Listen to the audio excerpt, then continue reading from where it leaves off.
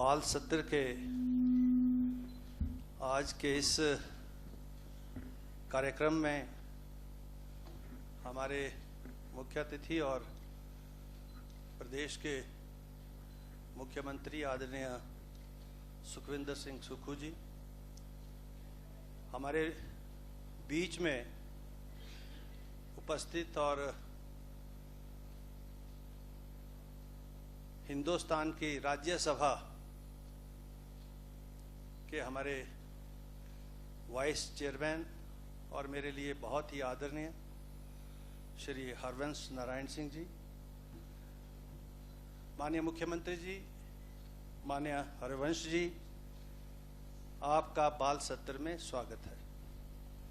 आज के इस कार्यक्रम में इस माननीय सदन में हमारे प्रदेश के सभी सम्मान्य मंत्रीगण जो आज के इस कार्यक्रम में विशेष रूप से उपस्थित है, आपका भी बहुत बहुत स्वागत है। और आज के ही इस कार्यक्रम में राजस्थान से हमारे शिक्षा मंत्री भी आज के इस कार्यक्रम में उपस्थित हैं, आपका भी विशेष स्वागत है। सम्मान्य इस मान्य सदन के सभी विधायकगण, सदस्यगण जो दोनों हमारे वीआईपी गैलरीज और ऑफिशियल गैलरीज में बैठे हैं, डिजिटल बाल मेला की सभी टीम,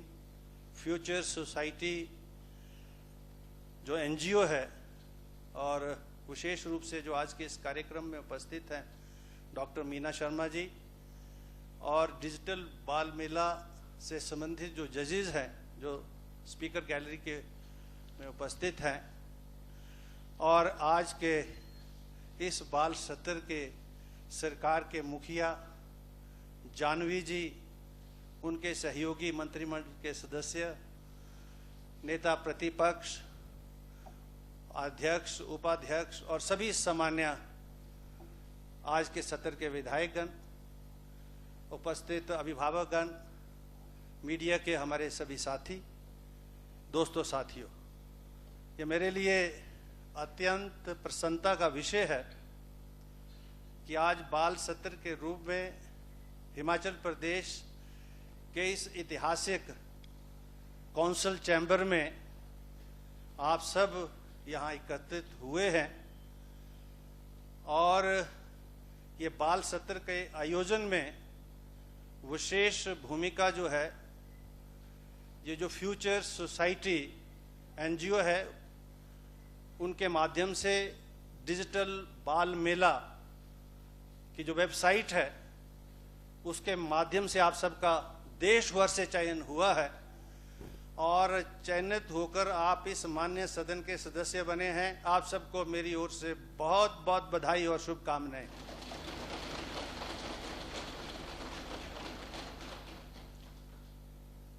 ये बहुत लंबी प्रक्रिया के बाद ये हुआ है,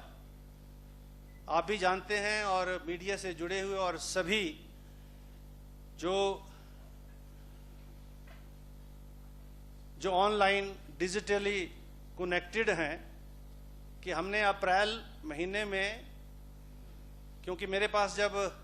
डॉक्टर मीना शर्मा आए और उन्होंने बाल सत्र की बात की तो मुझे पहले तो लगा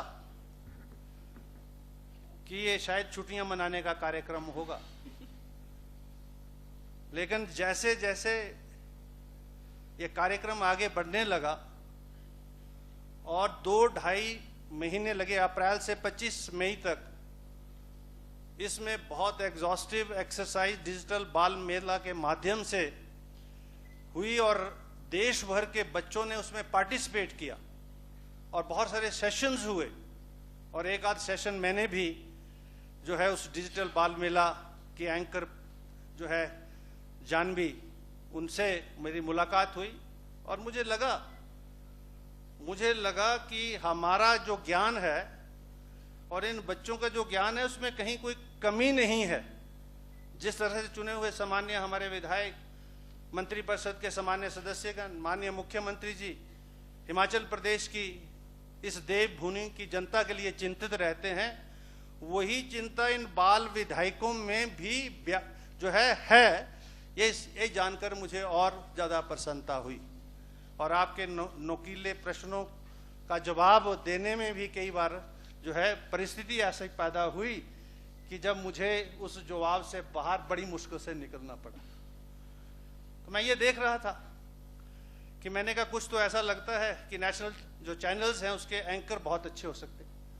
और कुछ विधायक, मंत्री, मुख्यमंत्री के रूप में भी अपनी भूमिका अदा कर सकते हैं। हमारा बाल सत्र से अभिप्राय ये है, क्योंकि हम जानते हैं देश हमारा है, हम सब का है, और जहां देश भर की जनता चुनकर हमको विधानसभा या संसद या में भेजती है, वहां ये दायित्व हम सब का बनता है कि नीति निर्धारण में हम सबका सहयोग हासिल करें। और मैं ये समझता हूं हमारा ये जो संकल्प है ये तब तक पूरा नहीं हो सकता जब तक समाज का हर वर्ग, चाहे वो वोट देता है चाहे वो वोट नहीं देता है, अगर हम उनको अपने साथ सम्मिलित ना करें, शामिल ना करें। 18 साल हमारी आयु है वोट देने की, 25 साल चुनाव लड़ने की है, और कई मर्तबा हम ये सोचते हैं कि ये बच्चे जिन्हें वोट का अभी तक अधिकार नहीं है, आयु नहीं है, और ऐसे प्रश्न जो ये कर रहे हैं जिसकी इनको आवश्यकता नहीं है। ये कई मर्तबा घर में जब बच्चे कोई ऐसा प्रश्न माता पिता से कर लें या समाज में किसी व्यक्ति से कर लें, तो उत्तर एकदम से आता है कि आपका ये सब्जेक्ट नहीं है, आप अपनी पढ़ाई की तरफ ध्यान रखिए, ख्याल रखिए, क्योंकि ये जब समय आएगा, उपयुक्त समय आएगा, तब आपको अपने आप इसकी जानकारी मिल जाएगी। लेकिन मैं ये मानता हूं ये उत्तर गलत है, क्योंकि आप ही कल का भविष्य हैं। As the philosophers have said, the child is a father of a man. आप बच्चे ही कल का भविष्य हैं। ये नीतियां, कार्यक्रम, सरकार के सारे आयोजन, ये कानून, नियम, ये आने वाले कैसा देश होगा, प्रदेश होगा, समाज होगा, उसी के दृष्टिगत इन मान्य सदनों के माध्यम से बनते हैं। और उसमें आपकी भूमिका बहुत ज्यादा आवश्यक है, क्योंकि आने वाला समय आपका है, चुनौतियां आपकी है, सामाजिक चुनौतियां आपकी हैं, राजनीतिक चुनौतियां आपकी हैं। इसलिए उस दृष्टि से परिपक्वता राजनीतिक, सामाजिक आपके अंदर कितनी वर्तमान में है, इस बात को डिजिटल बाल मेला के माध्यम से हमें देखने का मौका मिला। और मुझे आप सबके, क्योंकि आप सब तो चयनित हुए हैं, और इसमें मैं ये कहना चाहूँगा माननीय मुख्यमंत्री महोदय और हरिवंश नारायण जी, आपसे मान्य, और सभी सदस्यों से, 50,000 से ज़्यादा बच्चों ने इसमें पार्टिसिपेट किया, 25,000 एक्टिवली इसमें जुड़े हैं, और आप अंदाज़ा लगाइए 1108 उसमें से चयन करना कितना मुश्किल काम था। 25,000 में से फिर 585, फिर 285, और फिर कितने बच्चे ऐसे थे जो समय की अवधि के अंदर अपने विचारों की अभिव्यक्ति कर सकते थे। उसमें से ये 68 बच्चे ये चयन हुए हैं। और आपको बधाई है माननीय मुख्यमंत्री महोदय कि हिमाचल प्रदेश से 43 चुनाव क्षेत्रों से हमारे 63 बच्चे इस जो है बाल सत्र के लिए चयनित हुए हैं, और 5 बच्चे जो हैं अन्य राज्यों से, जबकि 9 स्टेट्स ने इसमें एक्टिवली पार्टिसिपेट किया। बिहार से, उत्तर प्रदेश से जो है बच्चे हैं, राजस्थान से बच्चे यहाँ हैं, और पंजाब से, हरियाणा से कोई बच्चे जो है इस कंपटीशन में जो है सिलेक्ट नहीं हो पाए, यद्यपि हमारे प्रयास थे, सबके प्रयास थे। और इसमें मैं सिर्फ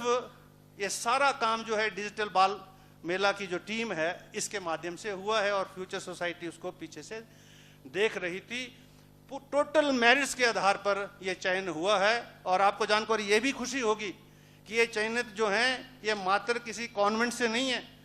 ये मात्र किसी पब्लिक स्कूल से नहीं है, ये ज़्यादातर बच्चे जो हैं आपके स्कूलों से हैं, सरकारी स्कूलों से हैं, या ज़्यादातर बच्चे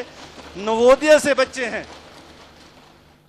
जो कंसेप्ट एक समय में जो है उस समय के जो मानव संसाधन मंत्री जी लाए थे, उससे ये जो चेंज है एजुकेशन के अंदर वो देखने को हमको मिल रहा है। और मुझे ये बताते हुए और भी ज़्यादा प्रसन्नता हो रही है कि इन बच्चों को जब इंटरव्यू लिया गया मान्य, और इन्होंने बच्चों, और अब प्रेस के लोग हैं, हर तरह के प्रश्न पूछ सकते हैं, मैंने कहा भाई पूछिए, लेकिन राजनीतिक प्रश्न कम पूछना आप। और इन्होंने प्रश्न पूछे मीडिया ने, और इन्होंने प्रश्नों का उत्तर देते हुए ये कहा, और जब तुलना की गई सरकारों की काम की क्षमता की, तो बच्चों का बड़ा स्पष्ट जवाब था। जो आधारभूत ढांचे में जो कमियां थी उनको इन्होंने इंगित किया, शिक्षा के क्षेत्र को, स्वास्थ्य के क्षेत्र को विशेष रूप से जो है उसमें सुधार लाने की आवश्यकता है, जिसका इस मान्य सदन में मान्य सदस्य जो है चर्चा करते हैं। हम सब भी इस चर्चा में शामिल होते हैं। रोज इस मान्य सदन में जो है मान्य सदस्य, चाहे वो प्रतिपक्ष के हों चाहे पक्ष के हों, इस सदन में वो चिंता व्यक्त कर रहे थे। शिक्षा के क्षेत्र में, स्वास्थ्य के क्षेत्र में सुधार होना चाहिए, कृषि के क्षेत्र में, और कृषि के लिए जो है मार्केट की व्यवस्था होनी चाहिए, जो उपज पैदा होती है वो सही दामों के ऊपर जो है वो बिके और किसान को लाभ हो। वो सारी चिंताएं इन्होंने प्रकट की हैं, जो इस मान्य सदन में चर्चा में मान्य सदस्यों के द्वारा रहती हैं। और एज ए अध्यक्ष जब मैं यहाँ से संचालन करता हूँ तो उन विषयों को हम उजागर करते हैं, देते हैं। तो मैं ये कहना चाहूँगा, अब मैं ज़्यादा समय नहीं लूँगा क्योंकि अभी ये सत्र स्टार्ट होगा और इसमें प्रश्नकाल होगा। प्रश्नकाल के बाद फिर हमने शून्यकाल की व्यवस्था कर दी है, क्योंकि 130 के नियम के तहत 62 के तहत कुछ विषय उठेंगे यहाँ पर, और फिर शून्यकाल के माध्यम से जो है ये प्रश्न उत्तर जो है यहाँ पर होंगे, और फिर ये व्यवस्था माननीय अध्यक्ष देंगे और यहाँ से मुख्यमंत्री और मंत्रिपरिषद के सदस्य जवाब देंगे। तो ये उसी ही प्रकार से होने वाला है जैसे कि हम एक्चुअल में विधानसभा का बिजनेस ट्रांजैक्ट होता है। मैं आखिर में आप सबको शुभकामनाएं और बधाई देना चाहूँगा कि आप इस ऐतिहासिक बाल सत्र का जो है हिस्सा बने हैं, और आयोजकों को भी बधाई देना चाहूँगा। और ये स्थान बहुत ऐतिहासिक है। मैंने पहले भी कहा आपसे, यहाँ आज़ादी से पहले ये सीट ऑफ जो है ब्रिटिश गवर्नमेंट भी था। जब सिलेक्टिव गवर्नमेंट्स थी, 104 चुने हुए सदस्य, 45 नॉमिनेटेड सदस्य जब इस मान्य सदन के हाउस का संचालन करते थे। और 1925 में जब 1920 में ये जो काउंसिल चैम्बर है इसका निर्माण शुरू हुआ, 1925 में बन के तैयार हुआ, और लॉर्ड रीडिंग ने इसका उद्घाटन किया। उद्घाटन के बाद विठल भाई पटेल के रूप में पहला अध्यक्ष भी इसी ही सदन में यहीं से ही मिला सन 1925 में, जो इन्होंने चुनाव उस समय के ब्रिटिशर कंटेंडर के खिलाफ लड़ा और 2 वोटों से जीतकर जो है इस मान्य सदन के अध्यक्ष बने। उस समय प्रेसिडेंट कहते थे, और आज इनका जो है जो पोर्ट्रेट जो है लोकसभा में भी है। ये पहले चुने हुए हिंदुस्तानी अध्यक्ष हैं। विठल भाई पटेल बैरिस्टर थे पेशे से, और ये काउंसिल चैम्बर ने ये कई घटनाओं का गवाह है। मैं ये ऐसा मुझे महसूस हो रहा है कि वो सारी जो आत्माएं थी आज यहाँ उपस्थित है, क्योंकि यहाँ ये this was a seat of the British government. Thereafter it was a seat of the Punjab assembly also, और हिमाचल असेंबली तो यहाँ लगातार लगी है सन 1952 के बाद, जब टेरिटोरियल काउंसिल भी बनी तभी, और उसके बाद, और फिर सचिवालय भी यहाँ रहा है। हिमाचल सरकार का सचिवालय यहाँ रहा है, ऑल इंडिया रेडियो यहाँ रहा है, और बीच में ये जल गया था। जलने के बाद इसको पुनर्स्थापित किया। तो इस ऐतिहासिक स्थल के ऊपर आप सबको उस सदन में बैठने का मौका मिल रहा है, जो आज़ादी से पहले ब्रिटिश गवर्नमेंट और उसके बाद पंजाब केंद्रीय हमारा जो सेंटर जो लेजिस्लेचर्स थे वो यहाँ डेलिब्रेट करते थे 145 के करीब, और यहाँ वाइसराय बैठते थे इस तरफ, और वो बैठते थे, यहाँ अधिकारी बैठते थे, यहाँ विठल भाई पटेल बैठते थे। और कुर्सी मैंने आपको दिखाई जो बर्मा से उनको जो है प्रेजेंट हुई, बर्मा टीक की कुर्सी जो है आज भी जो है उस कुर्सी को जो है ईश्वर की कृपा से इस मान्य सदन के सभी सदस्यों के सहयोग से, मान्य सदन के नेता, प्रतिपक्ष के नेता के सहयोग से आज मुझे उसे सुशोभित करने का मौका मिला है। इसलिए एक बार फिर से आपको मेरी ओर से शुभकामनाएं, बधाई, और आपका दोनों का बहुत बहुत आभार, सभी मान्य सदस्यों का जिन्होंने आज के इस बाल सत्र में अपना समय निकाला है। आप सबको बहुत बहुत धन्यवाद, शुभकामनाएं, बधाई। जय हिंद, जय हिमाचल।